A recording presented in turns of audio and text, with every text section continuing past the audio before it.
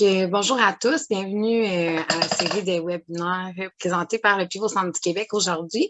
Je vais commencer par me présenter. Moi, c'est Roxane Granger, je suis coordonnatrice clinique au Pivot Centre du Québec. Ça fait 4 ans que je travaille là-bas. En fait, j'occupe un poste qui est régional et je supervise les 2 points de service en tout ce qui a trait là, à l'aspect clinique, finalement. Donc, aujourd'hui, dans le cadre des webinaires du club, on va présenter 2 capsules. La première capsule, en fait, portera là, sur la présentation de nos services et de l'organisme. Donc, que vous puissiez bien comprendre là, quels sont nos services, c'est quoi notre mode de fonctionnement et tout ça. Et la deuxième capsule va porter sur une activité là, sur le thème de prendre soin de soi. La pyramide de Maslow réinventée, c'est ça le thème de la deuxième capsule. Donc, bon visionnement!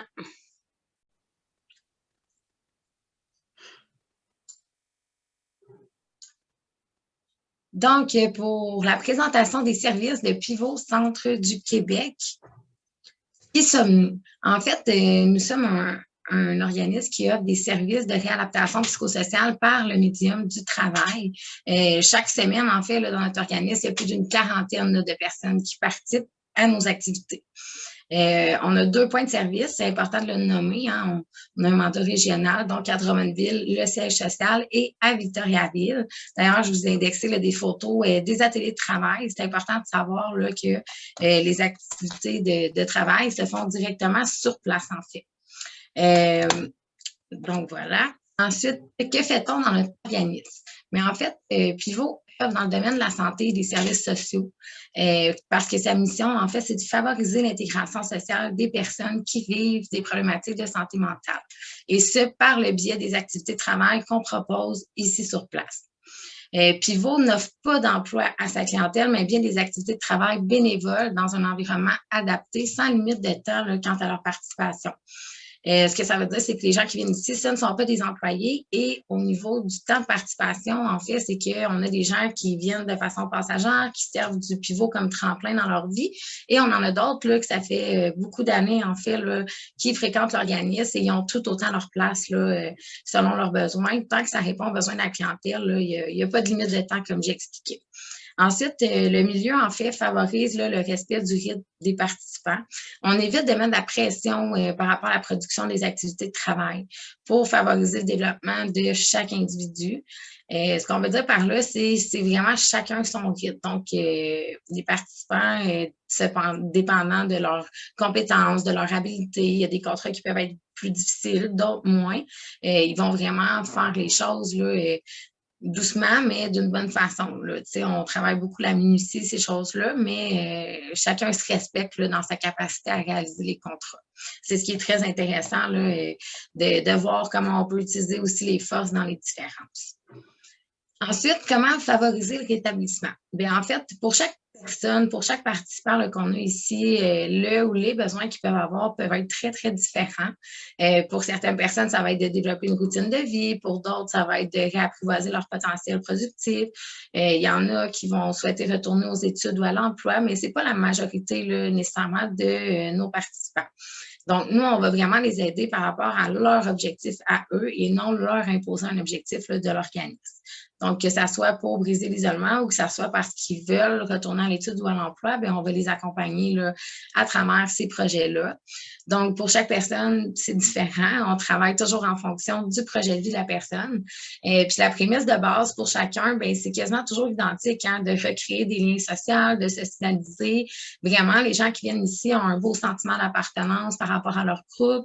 Ils nous disent souvent, ça fait du bien de sortir de chez soi, de voir des gens, et donc, ça, c'est quelque chose vraiment qu'on retrouve là, qui est commun chez l'ensemble de nos participants. Et les critères d'admissibilité pour fréquenter le pivot, donc on doit avoir plus de 18 ans, avoir le goût de participer à des activités de travail et être motivé, avoir un problème de santé mentale, avoir une bonne mobilité physique. Ce qu'on veut dire, c'est être capable de se déplacer, par exemple, dans les escaliers. Tout ça, on n'a pas un environnement adapté, là, on n'a pas d'ascenseur, etc. Avoir un état psychologique stable, être apte à effectuer des activités de travail 15 heures semaine. Donc, ça, c'est notre offre de service, là, 2 jours et demi par semaine. Ça donne un 15 heures. Être capable de participer à des activités de groupe. Évidemment, depuis tantôt, je parle de briser l'isolement, c'est-à-dire que les gens qui fréquentent le pivot, parfois vont faire des tâches qui exigent d'être davantage seuls, des fois des tâches qui exigent d'être plusieurs, mais il faut toujours garder en tête que le mandat premier étant briser l'isolement, on va faire en sorte que les gens entrent en contact. Donc, il faut quand même qu'il y ait un désir quand les participants s'inscrivent de dire, ben moi, j'ai envie d'être avec des gens. Si on vient au pivot, on est seul, on veut être seul dans notre coin pour travailler, ça ne fonctionne pas là, comme ça ici. C'est vraiment des activités de groupe. Et tant que faire se peut, on demande d'être référé par une personne ou un intervenant là, qui œuvre en santé mentale, soit dans le réseau de la santé, les organismes communautaires. En gros, l'idée, c'est vraiment d'avoir des collaborations avec les agents intervenants externes pour avoir du soutien là, lorsque c'est nécessaire dans certaines situations. Donc, voilà, ça fait le tour des critères d'admissibilité. Ensuite, Pivot a un organisme hybride. En fait, on se qualifie d'organisme hybride parce qu'on œuvre principalement dans le domaine de la santé par rapport à notre mission, notre financement, mais on est aussi considéré comme une entreprise d'économie sociale. C'est-à-dire que si on n'a pas de contrat de travail des entreprises, bien, on n'a pas de service à offrir à nos participants vu que les activités de travail sont notre médium de réadaptation. Donc, on négocie, on œuvre aussi dans le secteur de l'entreprise privée. Les revenus de contrat représentent d'ailleurs la plus grosse source d'autofinancement de notre organisme. L'organisme sous-traite avec une trentaine d'entreprises privées. Ça peut aller de l'entreprise familiale à la multinationale et en passant par les PME. Maintenant, quels sont nos services? Donc, nous avons plusieurs services, comme vous pouvez voir. Accueil et information, faire des visites des lieux, l'évaluation des capacités et des habiletés de travail de nos participants, de l'écoute, du soutien, de l'encadrement, des rencontres ponctuelles aux besoins, développement des habitudes de travail, par exemple, l'assiduité, la ponctualité, l'hygiène personnelle, les relations interpersonnelles. C'est tous des objectifs qu'on va possiblement travailler là, au travers le passage participant au pivot. Le développement ou l'amélioration des compétences de travail, hein, si on parle d'assemblage, étiquetage, comptage, collage, on est là pour les aider là, à développer ou améliorer ces capacités-là, finalement. La supervision des activités de travail aussi, il y a toujours quelqu'un qui est là pour encadrer, superviser les activités, montrer comment faire les contrats, prendre le temps là, avec le participant, afin que tout le monde se sente à l'aise et comprenne bien c'est quoi les tâches à exécuter finalement.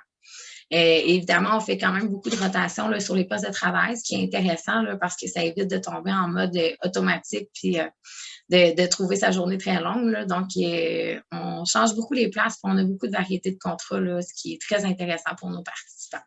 Sinon, il y a les ateliers de développement de soi, le suivi clinique individuel qui est axé sur la réalisation des objectifs et le plan d'intervention individualisé. Donc, ça résume là, assez bien les services qu'on offre. L'horaire de l'organisme, les services sont offerts du lundi au vendredi de 8h à 4h par le personnel d'encadrement. Toutefois, l'horaire des activités de travail à proprement parler pour les participants est de 8h30 à 15h30 à tous les jours. Chaque personne doit suivre l'horaire qui lui est attribué, donc au moment de son inscription.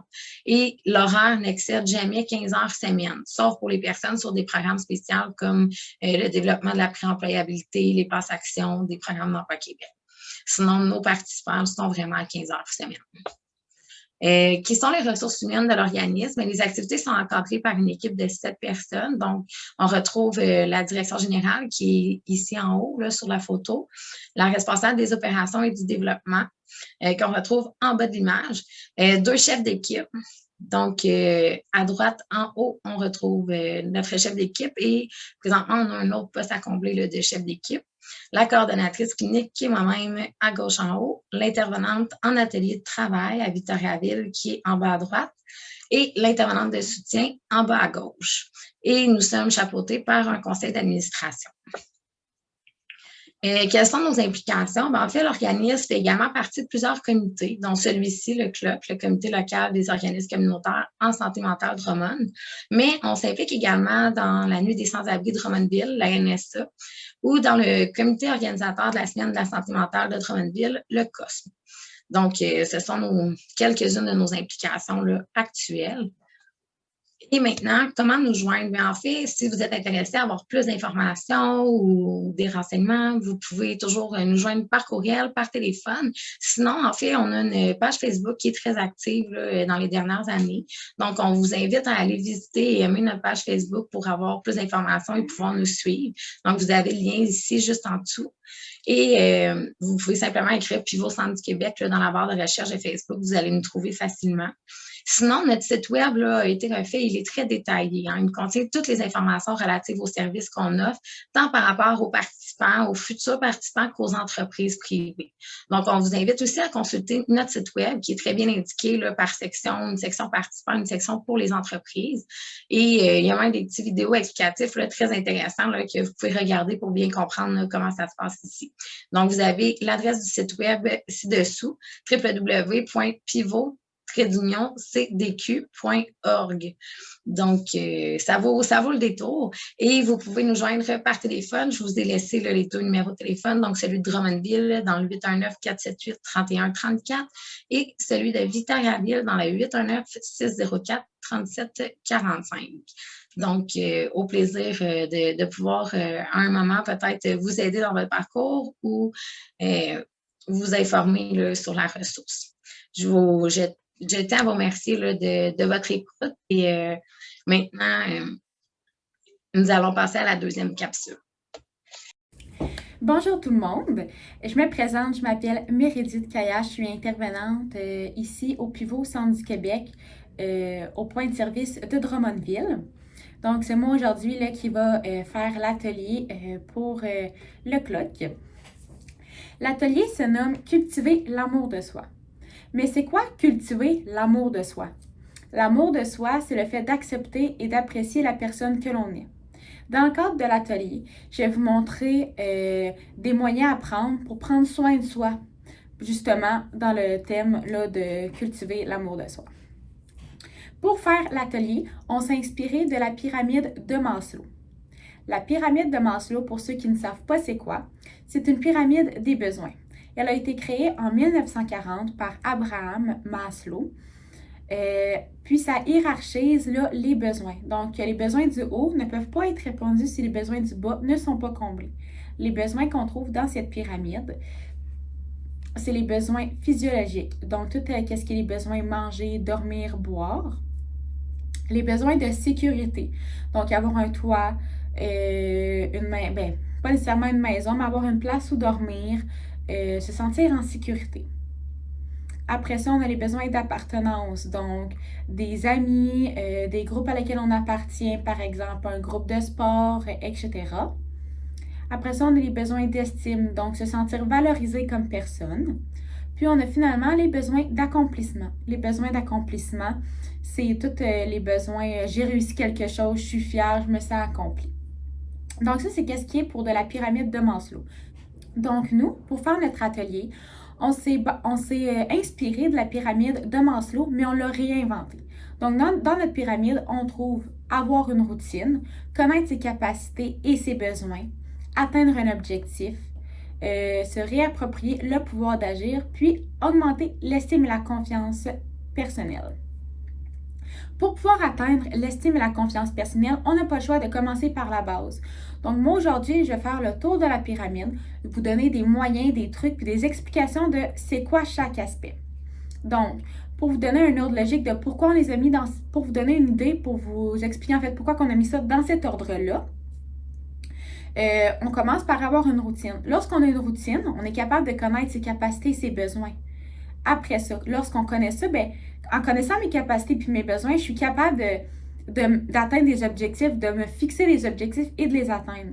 Puis un coup que j'atteins des objectifs, coudonc, je suis capable de me réapproprier le pouvoir d'agir parce que je suis capable de reprendre un contrôle sur ma vie, parce que je vois que je suis capable de réussir des choses. Puis finalement, en accomplissant des choses, en reprenant sur le pouvoir sur ma vie, j'augmente ma confiance et mon estime de soi. Donc, à la base de notre pyramide, on retrouve avoir une routine. Avoir une routine, c'est quoi? Une routine, ça apporte un sentiment de confiance et de sécurité parce que c'est des choses qu'on répète en tout temps, qu'on est habitué de faire. Une routine, c'est routinier, donc on la répète. Ça permet de s'autoréguler dans ses habitudes de vie puisque on est habitué de faire la même chose, donc nécessairement notre corps et notre tête savent qu'on va faire ça. La routine agit comme un cadre qui nous guide vers nos objectifs personnels plus rapidement. Fait qu'en ayant une routine, on est capable de réussir nos buts, atteindre nos objectifs plus rapidement. Ne pas avoir de routine, on pourrait comparer ça à partir en voyage. Quand on part en voyage, on est préparé. Mais si on part en voyage, pas de GPS, pas de plan, on risque d'être un peu perdu. Mais c'est le même sentiment qu'on peut vivre quand on n'a pas de routine. Je peux vous donner un exemple d'une routine. Donc, par exemple, un travailleur qui travaille à 9 h le matin. Bon, ben lui, il sait qu'il se lève à 7 h. Il met son alarme à 7 h, on se lève. Après ça, il va prendre sa douche, il va s'habiller, il va prendre son café puis déjeuner en même temps. Puis finalement, ben il va préparer son lunch. Puis il sait qu'à 8h30, il doit être dans sa voiture parce qu'à 9 h, il doit être au travail et être prêt à commencer. Pour avoir une routine, c'est parfois difficile de se mettre une routine quand on n'est pas habitué d'en avoir une. Donc, le conseil que je peux vous donner, l'astuce en fait que je peux vous donner, c'est de mettre sur papier toutes les choses que vous devez accomplir dans une journée. Donc, les choses que vous devez faire à chaque jour, mais aujourd'hui, est-ce qu'il y a des choses spéciales qui doivent se rajouter? Donc, on écrit tout sur une feuille de papier. Puis après ça, je vous invite à regarder, est-ce que c'est réaliste? Est-ce que j'ai le temps de tout faire ça ou est-ce que j'ai l'énergie? Parce que ça peut arriver une journée qu'on n'a pas l'énergie pour réaliser toutes les choses qu'on a à faire. Donc, après ça, c'est de réévaluer. Est-ce qu'il y a des choses que je peux remettre à demain? Est-ce qu'il y a des choses que j'ai pas le choix de faire aujourd'hui? Par exemple, dormir puis manger, on n'a pas vraiment le choix de le faire dans la journée même. Mais si jamais il fallait aller magasiner pour quelque chose dans 2 semaines, mais ça, on peut peut-être le remettre à demain si finalement on n'a pas le temps ou on n'a pas l'énergie pour le faire. En haut d'avoir une routine, dans la pyramide, se trouve connaître ses capacités et ses besoins. En fait, la capacité d'une personne, ça désigne les aptitudes et les compétences à mobiliser des ressources qui lui permettent de réaliser des activités, d'atteindre des buts et de développer son plein potentiel. En fait, la capacité, c'est ce que la personne est capable, autant physiquement, mentalement, puis avec ses ressources financières, environnementales, etc. C'est vraiment la capacité. Qu'est-ce que je suis capable de faire, moi? Puis tandis que les besoins, mais ça recouvre l'ensemble de ce qui apparaît être nécessaire à un être, que cette nécessité soit consciente ou non. Donc, un besoin, c'est quelque chose qu'on a besoin. C'est pas un envie, c'est pas un désir. Par exemple, un désir, ça pourrait être aller manger au restaurant. Mais le besoin, ça va être de manger de la nourriture. Je pourrais vous donner un exemple concret de connaître ses capacités et ses besoins. Par exemple, une personne sait qu'elle a besoin de 8 heures de sommeil pour avoir la capacité de faire sa journée de travail le lendemain. Puisqu'elle sait que si elle ne dort pas 8 heures de sommeil, elle ne sera pas capable de travailler le lendemain, bien, elle va prévoir son sommeil, elle va se coucher plus tôt pour être capable d'être fonctionnelle le lendemain à sa journée de travail. Je peux vous donner aussi un autre exemple plus en lien avec notre organisme. On a 2 points de service. On a un point de service qui se trouve à Victoriaville. Puis là-bas, en fait, on a certains participants qui sont pas en mesure de venir travailler l'après-midi puisqu'ils ont besoin de se reposer. C'est beaucoup trop demandant de travailler en après-midi. Donc, on ajuste les horaires, puis ils peuvent travailler seulement le matin, puis l'après-midi, ils peuvent aller se reposer à la maison parce qu'ils en ont besoin, puis sinon, ils ne seront pas capables de faire leur après-midi. Je pourrais aussi donner un autre exemple encore. En fait, c'est la même chose pour un étudiant. Si par exemple un étudiant se sent plus efficace puis plus performant le matin pour faire ses travaux, ses devoirs, bien, il va ajuster son horaire en conséquence pour pouvoir les faire là. Puis l'après-midi, il pourra faire autre chose qui demande peut-être moins de concentration. L'astuce pour en fait reconnaître ses besoins et ses capacités, c'est vraiment de réfléchir. Puis de les écrire sur une feuille de papier. Comme ça, on peut la réutiliser, on peut la garder le visuel, puis pouvoir se référer aux besoins. Si ça ne nous tente pas d'écrire, que c'est pas notre style d'écrire des choses sur une feuille de papier, juste les nommer à voix haute, ça nous permet d'aider à les reconnaître, puis à comprendre c'est quoi nos besoins et nos capacités. Dans notre pyramide, après connaître ses capacités et ses besoins, viennent atteindre un objectif. Atteindre un objectif, c'est un but à atteindre. Donc, par exemple, une personne qui souhaite se mettre en forme et bouger davantage, bien, elle va réfléchir puis elle va se mettre un objectif en tête. Elle va avoir un but qu'elle veut réaliser. L'astuce que je peux vous donner, en fait, pour atteindre un objectif, c'est d'utiliser la formule SMART. Les objectifs SMART, c'est vraiment des objectifs qui sont clairs, précis, puis bien organisés pour que ce soit plus facile d'obtenir le résultat et de réussir l'objectif. Parce qu'il n'y a rien de plus décourageant, on va se le dire, de se fixer un objectif, puis finalement, on n'est pas capable de le réaliser parce qu'on l'a fixé trop haut, notre objectif. Donc, chaque lettre du mot SMART veut dire une chose spéciale qu'il doit avoir dans notre objectif. Par exemple, en fait, je vais toutes vous les énumérer. Spécifique. Donc, c'est définir clairement le but de l'objectif. Mesurable. Inclure des indicateurs de réussite. Atteignable. Indiquer des moyens réalistes pour atteindre l'objectif. Réaliste. Tenir compte des contraintes comme l'environnement, les ressources. Temporel. Faire un échéancier. Donc, pour avoir un objectif qu'on va être en mesure de réaliser et que ça va être plus facile de réaliser, bien, on peut utiliser cette technique-là. Par exemple, pour la personne là, qui voudrait se mettre en forme et bouger plus, elle ne bouge pas habituellement. Donc, son objectif, c'est pas d'aller courir un marathon, c'est pas d'aller aux Jeux olympiques, c'est pas dans son habitude de bouger. Donc, ça peut être une petite chose comme prendre une marche de 1 heure. Mais pour atteindre ça, si la personne n'est pas habituée de marcher, elle ne peut pas le faire du premier jour. Donc, par exemple, pour atteindre mon objectif de prendre une marche d'1 heure, je commencerai par marcher 15 minutes le premier lundi, puis je rajouterai 15 minutes à chaque lundi pour que dans 4 semaines, je sois capable de prendre une marche d'1 heure. Donc, on voit le spécifique, c'est d'une marche d'1 heure que la personne veut atteindre. On voit aussi le mesurable. Elle veut marcher, en fait, elle va être capable de prendre une marche de 1 heure dans 1 mois. On voit le atteignable, mais elle augmente de 15 minutes, fait que ça va en graduant, fait que c'est plus facile à atteindre. Elle montre que c'est réaliste. Elle va prendre une marche. Elle n'a pas les ressources, physiques pour être capable de courir un marathon, par exemple. Puis, temporel, bien, elle a mis ses limites de temps. Dans 1 mois, ça doit être réalisé. Ensuite, après atteindre un objectif, on a se réapproprier le pouvoir d'agir. Le pouvoir d'agir, c'est de reprendre le contrôle de sa vie. Je peux vous donner un exemple. Une personne est en arrêt de travail pour épuisement professionnel. À chaque jour, elle accomplit une petite réussite, puis elle commence à remarquer qu'elle reprend tranquillement le contrôle de sa vie. Parce que parfois, dans des situations difficiles, comme un épuisement professionnel, un renvoi de l'employeur, ou peu importe, des difficultés à l'école, on peut avoir l'impression de perdre le contrôle de sa vie, que c'est beaucoup plus difficile à ce moment-là. Puis c'est vraiment ça que je veux vous montrer à cette étape-là de la pyramide, c'est se réapproprier le pouvoir d'agir. Parce que maintenant, on a une routine, on connaît nos capacités, nos besoins, puis on est capable d'obtenir des objectifs. Donc là, on va voir les petites réussites qui commencent à arriver. Pour être capable de le remarquer, parce que des petites réussites, on ne le remarque pas toujours, bien, mon astuce que je vous donne, c'est d'écrire sur papier. À chaque fin de journée, c'est quoi les réussites que j'ai faites dans ma journée? Même si c'est des mini réussites, je vous invite à l'écrire parce que à la fin mettons après 1 semaine, on est capable de voir, wow, ben j'ai fait gros des réussites finalement. Ça paraissait minime au début, mais quand on les accumule toutes, je suis vraiment en train de reprendre le contrôle de ma vie.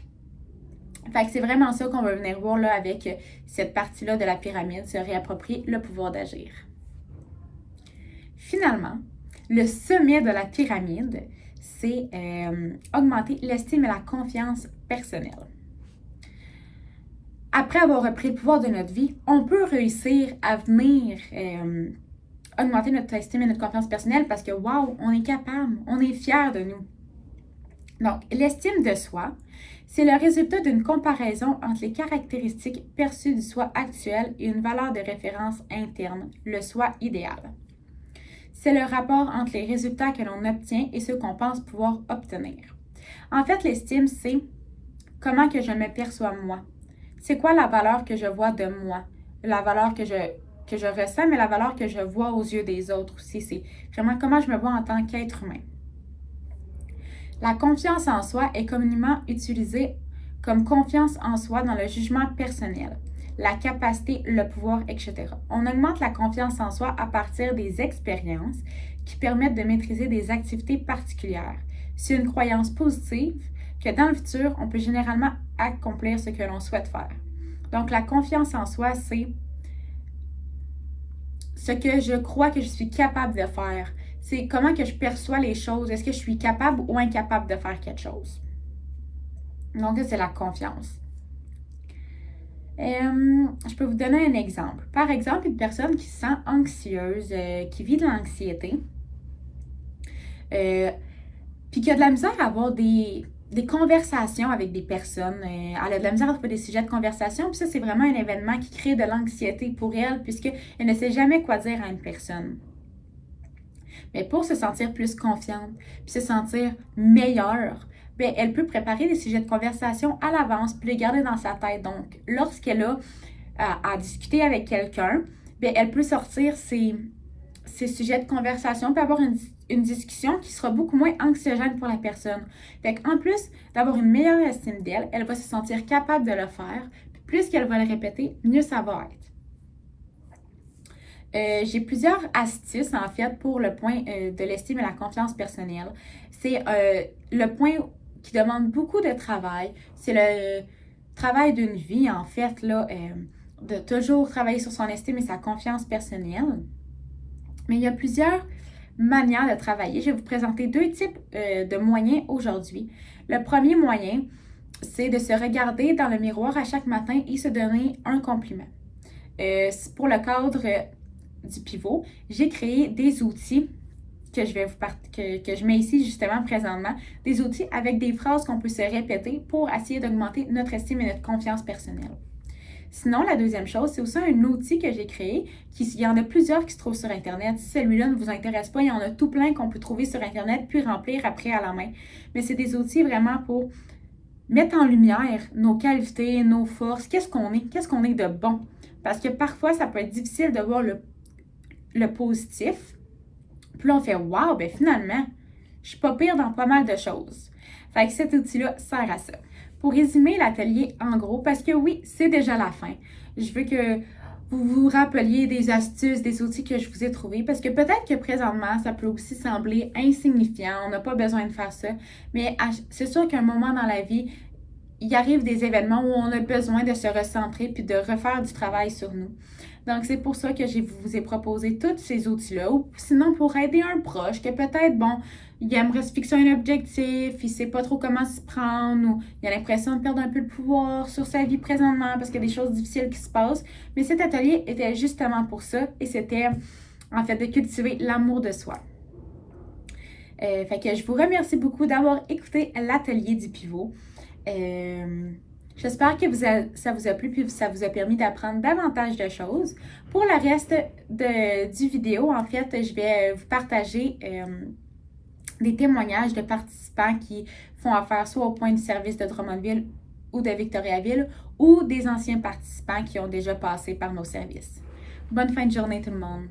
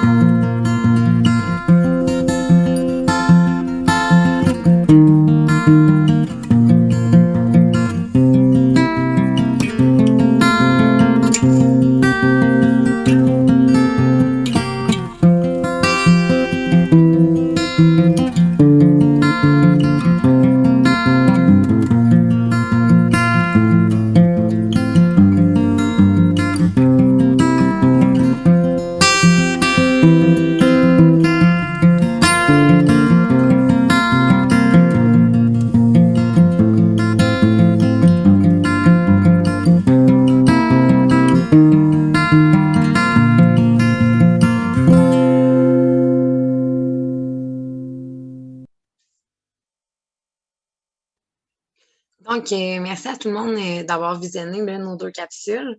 Je veux remercier aussi Meredith là, qui s'est impliquée dans la réalisation là, de la capsule d'activité sur le thème de cultiver l'amour de soi. Je pense que c'est une belle force qu'on a au pivot, en fait, là, le travail d'équipe. Donc, ça reflète bien ce qu'on est au sein du pivot. Donc, je vous dis merci à tous. Je vous invite, en fait, à être présents la semaine prochaine, jeudi prochain à midi, pour la prochaine présentation là, dans le cadre des webinaires du CLOC. Ce sera le CEPS la semaine prochaine qui présentera ses services et son activité. Donc, merci à tous. Bonne fin de journée.